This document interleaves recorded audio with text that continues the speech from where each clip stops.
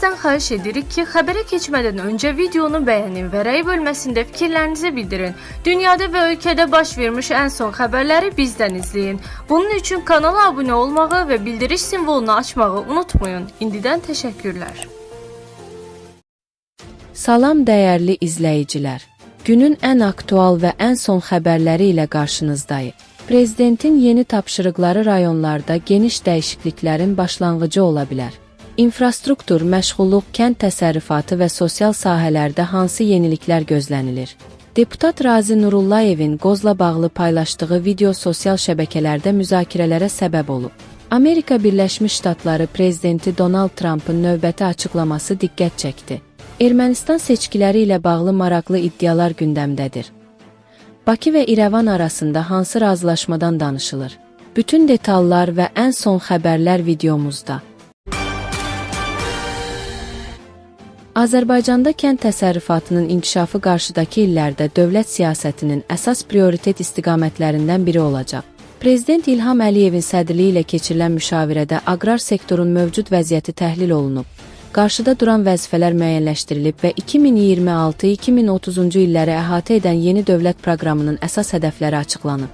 Müşavirədə vurğulanıb ki, qlobal iqlim dəyişiklikləri, geosiyasi gərginliklər və ərzaq təhlükəsizliyi ilə bağlı risklərin artdığı dövrdə kənd təsərrüfatı təkcə iqtisadi sahə deyil, həm də milli təhlükəsizlik məsələsidir. Bu səbəbdən daxili istehsalın artırılması, idxaldan asılılığın azaldılması və ərzaq təminatının gücləndirilməsi əsas məqsədlər sırasındadır. Milli Məclisin Aqrar Siyasət Komitəsinin sədri Tahir Rzayev bildirib ki, son illərdə pambıqçılıq, taxılçılıq, üzümçülük və heyvandarlıq sahələrində müsbət nəticələr əldə olunsa da, mövcud potensialdan daha səmərəli istifadə edilməlidir. Onun sözlərinə görə şəhərdən kəndə qayıdışın təşviqi, kəndlərdə məşğulluğun artırılması, müasir texnologiyaların tətbiqi və su ehtiyatlarından səmərəli istifadə əsas prioritetlərdir. Deputat Azər Badamov isə qeyd edib ki, dövlət proqramı çərçivəsində aqrar sektora ümumilikdə 5,9 milyard manat investisiya yatırılması nəzərdə tutulur. Bunun 2,2 milyard manatı dövlət, 3,7 milyard manatı isə özəl investisiyalar hesabına təmin ediləcək. Proqramda 10 yeni su anbarının tikilməsi, innovativ suvarma sistemlərinin genişləndirilməsi və torpaqların aqrokimyəvi analizinin aparılması da əsas hədəflər sırasındadır. Məhsuldarlığın artırılması istiqamətində də konkret məqsədlər müəyyənləşdirilib. Belə ki, taxıl üzrə orta məhsuldarlığın hektardan 32 sentnerdən 50 sentnerə, pambıq üzrə isə 36 sentnerdən 50 sentnerə çatdırılması planlaşdırılır. Həmçinin istixana sahələrinin genişləndirilməsi və ixrac imkanlarının artırılması nəzərdə tutulur.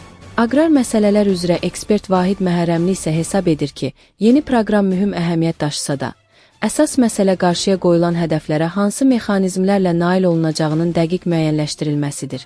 Ekspert keyfiyyətli toxum təminatı, torpaq və su ehtiyatlarının düzgün idarə olunması, müasir suvarma sistemlərinin tətbiqi və heyvandarlıqda məhsuldarlığın artırılması istiqamətində əlavə tədbirlərin vacibliyini vurğulayıb. Qeyd edək ki, yeni dövlət proqramının əsas məqsədi Azərbaycanın ərzaq təhlükəsizliyini gücləndirmək, kənd təsərrüfatında məhsuldarlığı artırmaq, ixrac potensialını genişləndirmək və kənd yerlərində məşğulluğun yüksəlməsinə nail olmaqdır.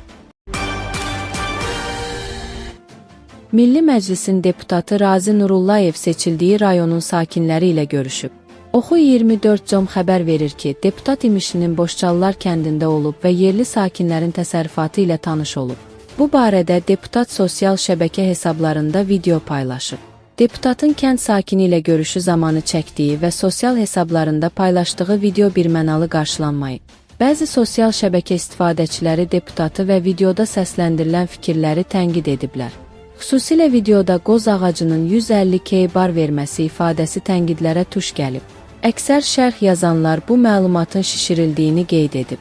Buna baxmayaraq deputata müsbət rəy yazanlar da az olmayıb. Əksər istifadəçilər bu tip videoları bəyəndiklərini yazıblar.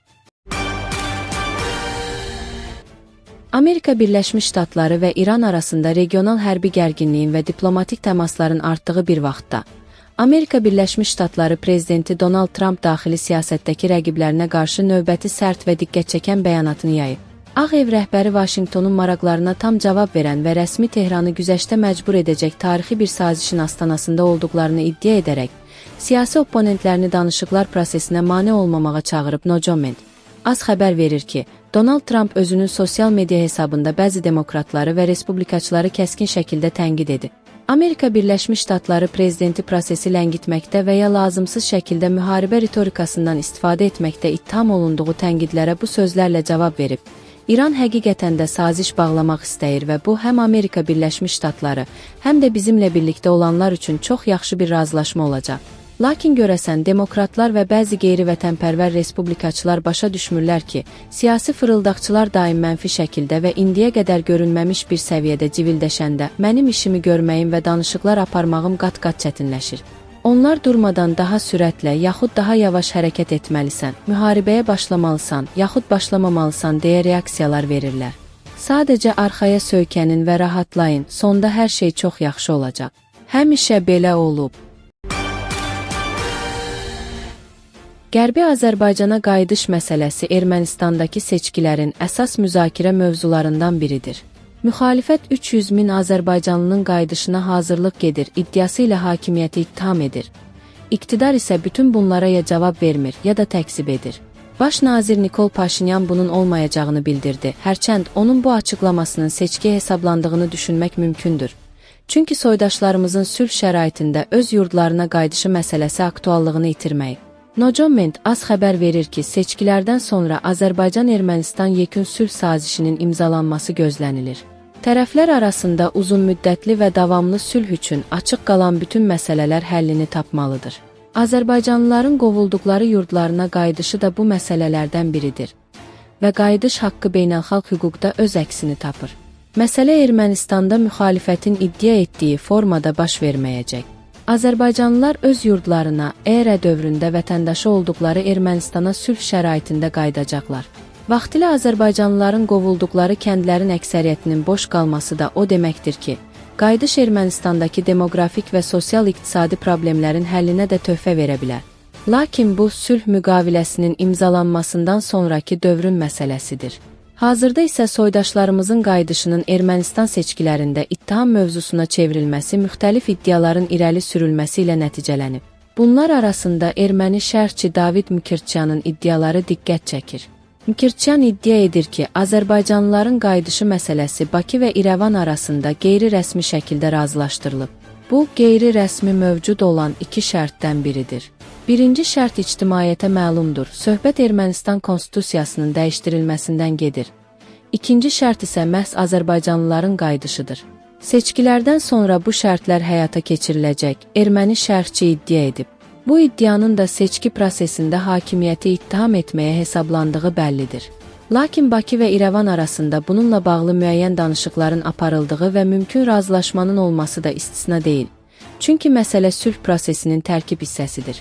Mövcud vəziyyətdə isə Ermənistandakı seçkilərin nəticələrini Qərbi Azərbaycanlıların həll etdiyi görünür.